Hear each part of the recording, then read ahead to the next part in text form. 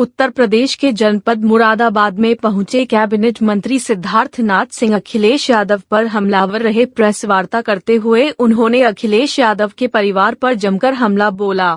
TET परीक्षा के सवाल पर अखिलेश यादव पर हमला पर होते हुए उन्होंने कहा कि अखिलेश यादव भूल जाते हैं कि आपके यहाँ तो यह इंडस्ट्री चल रही थी, उस इंडस्ट्री के जितने तार हैं एक के बाद एक हम खींचते जा रहे हैं। और आपकी क्या नीति होती थी? दोषी को पकड़ा नहीं जाता था, उसको पकड़ने का काम नहीं करते थे, बल्कि षड्यंत्र करके पेपर को लीक करने का काम करते थे, जिससे कि मुनाफा भी हो और आपके लोग भी एडजस्ट हो जाएं। जो लोक सेवा आयोग के माध्यम से या दूसरे माध्यम से वहां पर एग्जाम होता है, लेकिन इसमें हमारी नीति बिल्कुल अलग है।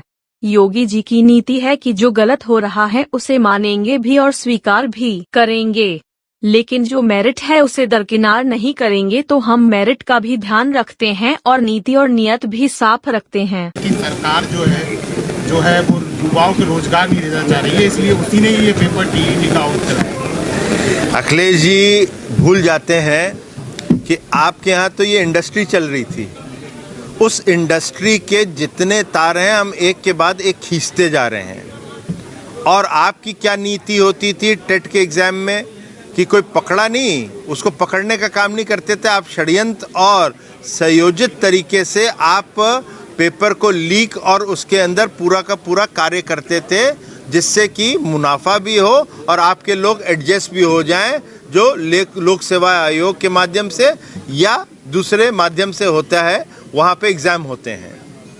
हमारी नीति क्या है योगी जी की कि कहीं गलत हुआ है स्वीकार करेंगे, लेकिन जो मेरिट है उसको दरकिनार नहीं करेंगे।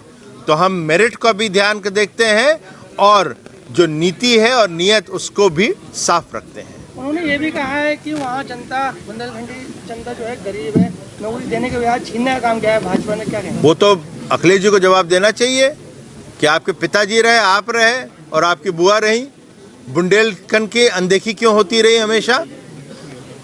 तो उसका जवाब तो वही देंगे।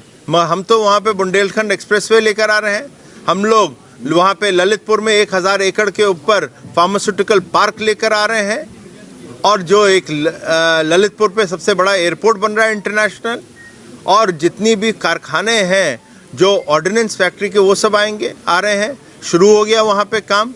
और साथ ही साथ जो MSME के जो बुंदेलखंड एक्सप्रेसवे पे और पूर्वांचल एक्सप्रेसवे पे जो MSME पार्क्स तैयार कर रहे हैं, आपने तो कुछ किया ही नहीं।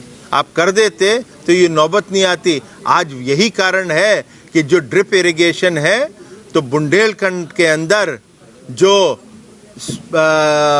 इंग्लैंड में स्ट्रॉबेरी पैदा होती है, वही स्ट्रॉबेरी अब बुंदेलखंड और झांसी और ललितपुर में भी हो रही है। इस बार कितनी सीटें लेकर आ रहे हैं आप?